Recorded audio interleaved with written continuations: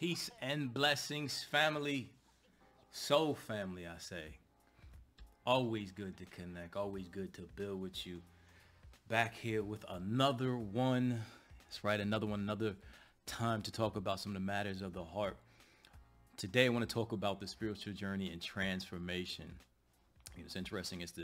We're in the middle of spring, it seems. So you got all the trees and the flowers are in full bloom, and you're starting to see some butterflies out here, and everything is in a state of being transformed or renewed or reborn. And for me, I always think about the start of my spiritual practice, which happened in springtime back in 2012. And I remember as if it was yesterday. During that time, it was a very hectic moment in my life. I mean, we're talking about expecting a first child, finishing up grad school, moved to a new location, all these seminal moments converging at one time.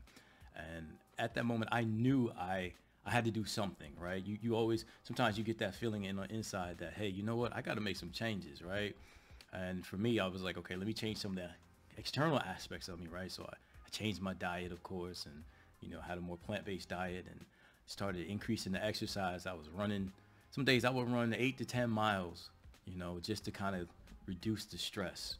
And I did all of that, but it still didn't help. Until one day I opened up YouTube and I saw a video from Deepak Chopra. And he was talking about meditation. And I'm like, I've heard of meditation before at that time. I didn't really know anyone that had a meditation practice. So for me, it was kind of brand new. I was a absolute beginner. And based on everything that was going on in my life, I knew I needed to do something to calm my mind down. I was reading and studying a lot and, starting to really, my mind was just all over the place. And so I made a decision to sit. And I remember sitting in my bedroom. I set the timer on my watch for 3 minutes because I was like, listen, I don't think I could sit for 10 minutes or an hour or anything like that. I wanted to start small and build up along the way. And so I sat down and I even did that little lotus, the mudra, right? So I saw that somewhere. So I started putting my fingers together, did a mudra, and I sat, and it was for 3 minutes. And I got to tell you, that's probably the longest 3 minutes of my life. There was so many thoughts running through my brain. And I was tempted to, peek a little bit during like a minute and a half. I was like, yeah. It was a lot.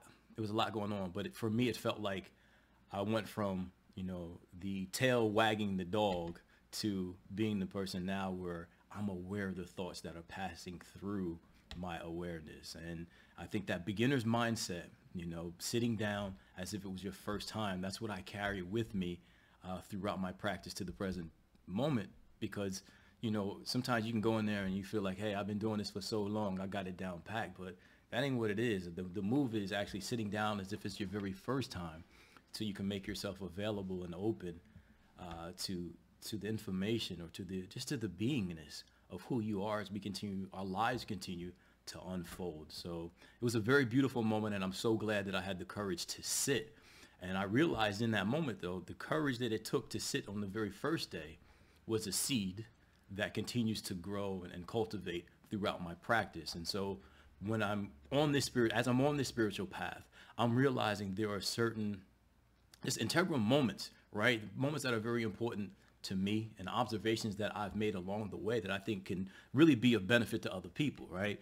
In particular, the idea and the understanding of how important it is to be comfortable being by yourself. And I use the words by yourself as opposed to being alone, because what I realize is that we're never alone, right? So the presence of God is in everything and it's everywhere. So the idea of being alone ain't gonna happen, right? So no matter where you go, God is always there and already was there and will always be there, because we are one with God and the presence of God inhabits everything.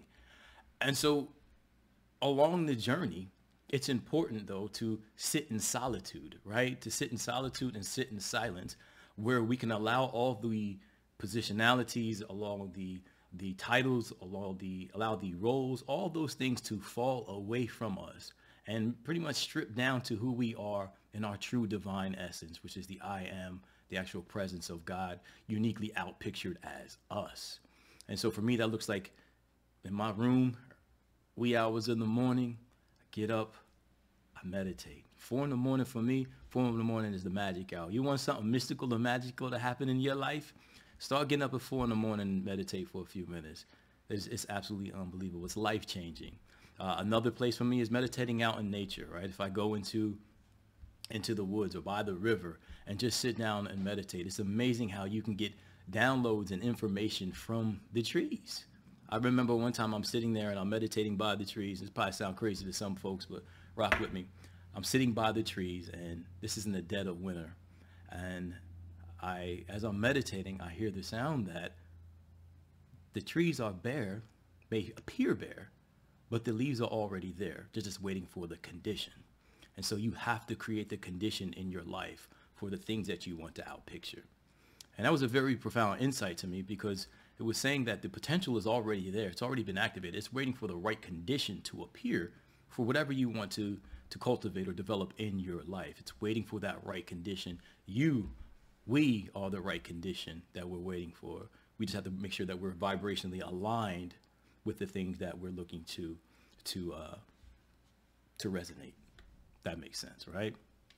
So that's one part of the journey, being comfortable being alone.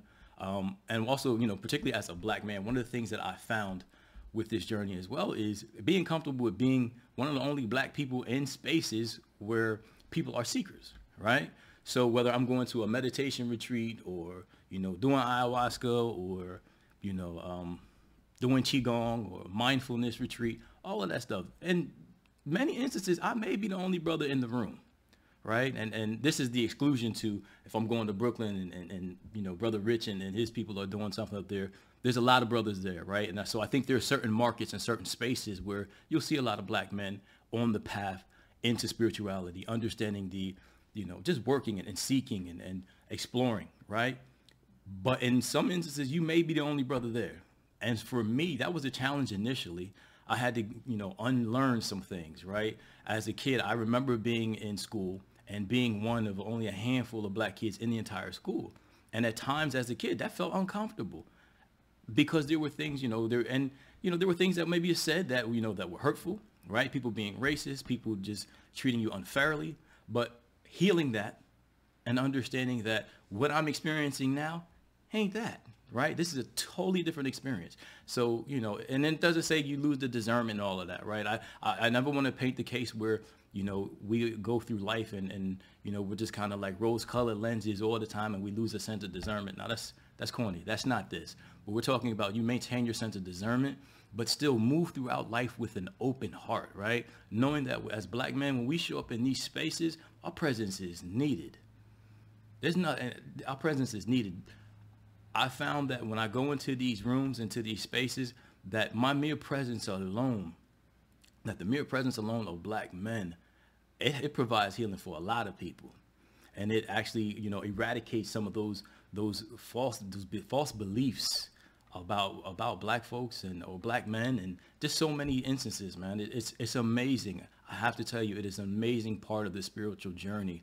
And, it's so funny because I think it challenges in many respects the idea and the understanding of strength. I think a lot of times when people see black men, they think of, we're tough, right? Sisters too, right? They think of black people in general, tough, right? Strong people. Hell, we help build the country, right? So when you see that, but you see it also in that sense throughout as spirituality, right? What you also see is the strength in the vulnerability, right? It's a different type of strength, right? So we can have all the other circumstantial things go on in life, but the strength in the vulnerability to be transparent, to be authentic, to be both the healer and the healed at the same damn time, right? Going through this whole process together, it provides such a space and a vibration for other people and even for yourself to allow your unfoldment to really happen. And I can tell you initially when I was going in these, to these retreats and all that, I was like, wow, I wish there was more brothers. And to this day, I still wish. And I know it's happening, right? I know, brothers, we're going to get out there even more and, and continue to be present in these meetings and in these retreats. But at the same time, I know there's healing that's being done, not just for myself, but for other people. And so for that, I am very grateful, very grateful for it. So just wanted to kind of throw these out at you today. As always, Soul Family, I'm always glad and happy that we can connect. I see the comments about the podcast that is in development. I definitely will have something out so we can just continue to expand these conversations. I got some really good contacts and some friendships that I would definitely like to present to the Soul Family, and we just continue to chop it up. We continue to build and make our way back home. You know, it's all about this journey, coming back home to who we truly are, which is beautiful, divine, whole, opulent, beautiful people, man, beautiful beings. And so whatever I can do to be a way shower, to share my journey, to share my life, and share those people who have influenced and helped me along the way, that's what I'm here for. So as we always say, if it ain't all good, it ain't all done. And I'm going to catch y'all on another one. Ashe.